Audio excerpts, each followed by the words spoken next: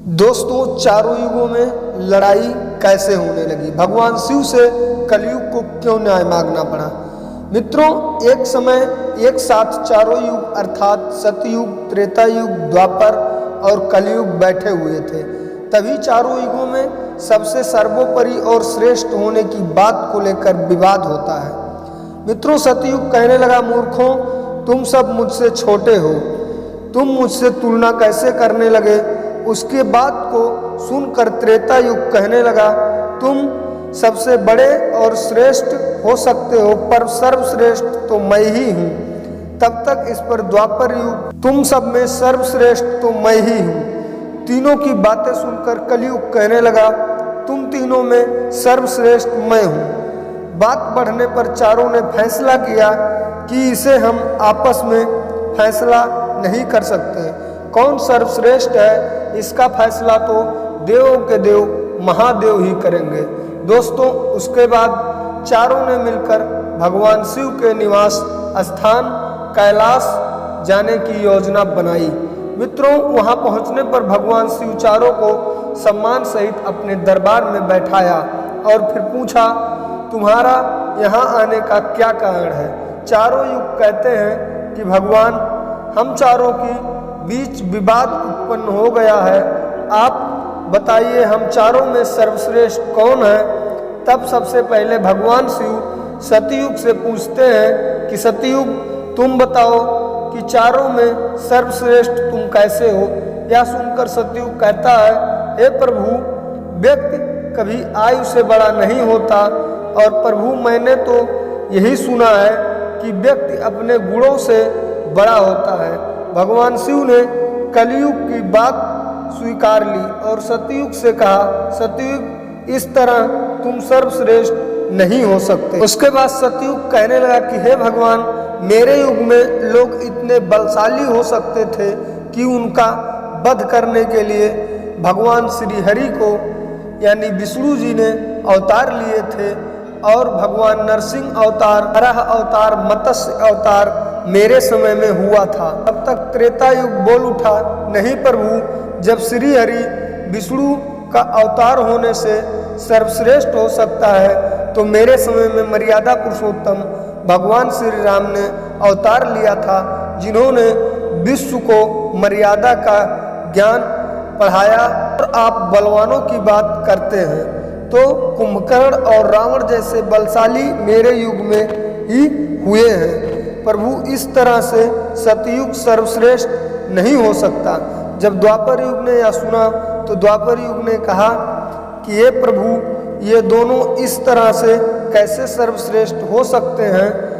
देखिए प्रभु, जब मेरा युग था तब उस समय भगवान श्री कृष्ण का अवतार हुआ था, जो कि 16 कलाओं से युक्त पूर्ण परमात्मा थे। उन्होंने जो अपना विराट रूप दिखाया, वैसा विराट रूप तो साक्षात भगवान विष्णु भी नहीं दिखा सकते थे।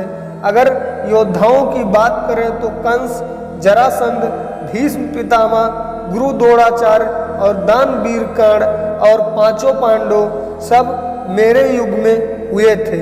हे प्रभु, सबसे सर्वश्रेष्ठ तो मैं ही हूँ। मित्रों, तब तक कलयुग बोल उठा। मित्रों, कलयुग कहता है, हे प्रभु, मुझे ये बातें स्वीकार हैं, उनके युग में जितने भी योद्धा हुए, जितने भी अवतार हुए, उनमें बुद्धि नहीं थी, वे बिल्कुल मूर्ख थे। और जिसके युग में मूर्ख प्राणी पैदा हो, वो क्या सर्वश्रेष्ठ हो सकता है? अच्छे से अच्छा और नई से नई तकनीक से परिपूर्ण भरा युग हमारा युग है, और सभी में सर्वश्रेष्ठ। जब भगवान शिव ने चारों युगों की बात सुनकर अपने मन में विचार करने लगे और सोचने लगे कि इनका फैसला कैसे किया जाए। मित्रों, इसके बाद भगवान शिव को एक युक्ति सूझी और उन्होंने अपने समक्ष 1000 टन की एक कड़ाही प्रकट की और उसके साथ में चावल।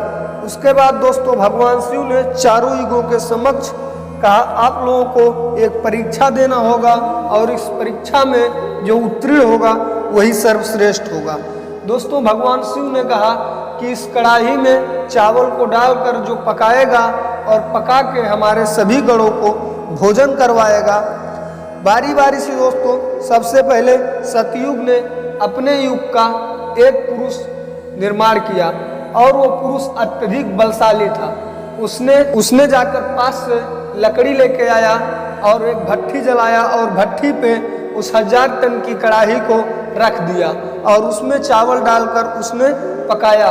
उसके बाद फिर उसने भगवान शिव के सभी गणों को भोजन करवाया। दोस्तों उसके बाद फिर त्रेता युग का नंबर आया।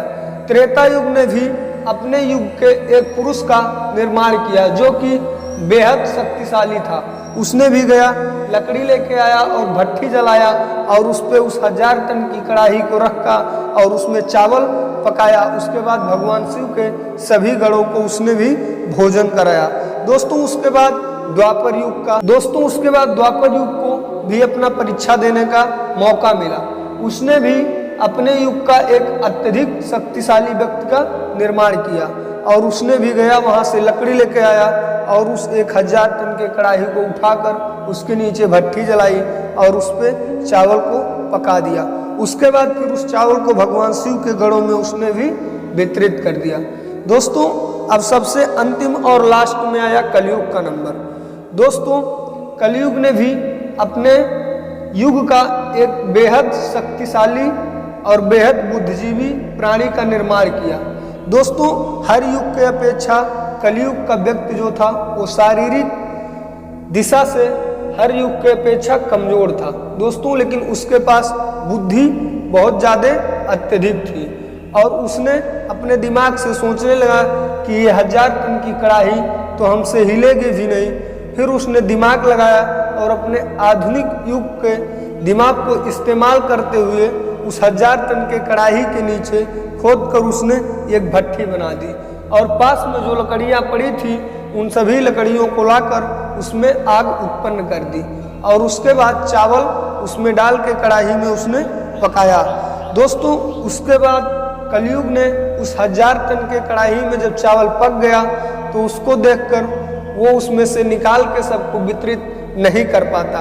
फिर उसने भगवान शिव के गणों में जाके भगवान शिव के गण से अनुरोध किया कि आप हमारे भोजन को वितरित करने में सहायता कीजिए। दोस्तों उसके बाद भगवान शिव के 4 गण वहां से निकल के आए और बाल्टी में चावल को भर भर के सभी गणों के आगे वितरित कर दिए। दोस्तों सभी गण भोजन कर लिए। उसके बाद जो भगवान शिव के 4 गण थे वो भी भोजन कर लिए। इसके बाद भगवान शिव ने देखा, दोस्तों भगवान शिव फिर चारों युगों को बैठाकर बताने लगे कि देखो इनमें से आप तीनों कितने शक्तिशाली थे, लेकिन कलयुग का जो मानव था वो बहुत ही शारीरिक रूप से कमजोर था, लेकिन अपनी बुद्धि से उसने हमारे सभी शिव गणों को अपने आधुनिक युग के बुद्धिमत्ता से भोजन करा दिया। इसलिए आप सभी चारों में कलयुग ही सर्वश्रेष्ठ है। तो दोस्तों उम्मीद करता हूँ आज का वीडियो आप लोगों को अच्छा लगा होगा। अगर वीडियो अच्छा लगा हो तो ज़्यादा से ज़्यादा लोगों तक शेयर करें और ऐसे ही धार्मिक और आध्यात्मिक वीडियोज के लिए हमारे YouTube चैनल को सब्सक्राइब करें। मिलते हैं दोस्तों फिर एक अगले वीडियो के साथ। तब तक के लिए आप सभी को जय श्री राम, जय श्री हरि हर हर महादेव।